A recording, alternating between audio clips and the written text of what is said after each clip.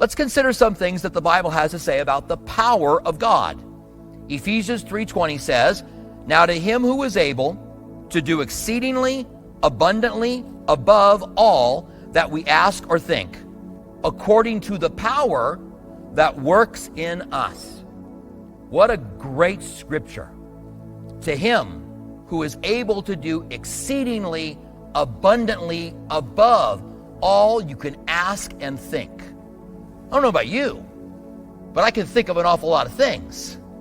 And God's able to do exceedingly abundantly above what I can ask and think.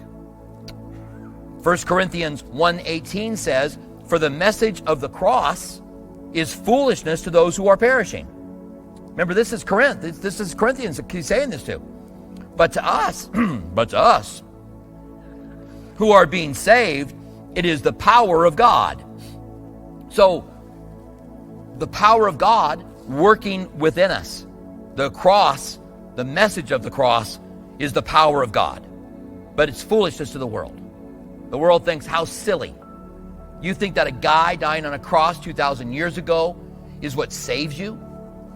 In 2 Corinthians 3:4, still thinking about power, he says, "For though he was crucified in weakness, yet he lives by the power of God. For we also are weak in him, but we shall live with him by the power of God towards you." And then finally, Romans 1:20. "For since the creation of the world, his invisible attributes are clearly seen, being understood by the things that were made," that's creation, "for his eternal power and Godhead, so that we are without excuse." Even when you study quantum physics, which is part of creation, it's so amazing. It speaks of our Creator and how incredibly complicated it is. Darwin himself said, if the cell is complicated, then evolution can't be true.